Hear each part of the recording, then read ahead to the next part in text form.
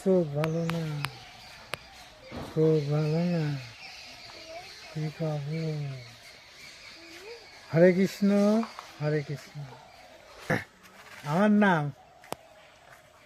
নাম আছে নারী গোপাল বিশ্বাস, শ্রী নারায়ণ চন্দ্র বিশ্বাস। 60-70 60-70 বছর হবে। 65-66 বছরে টাটকা। এখন শরীরের অবস্থা আপনার কেমন যাচ্ছে মামা? ভালো না। এখন পৃথিবীতে আর কতদিন? হ্যাঁ বাস কে?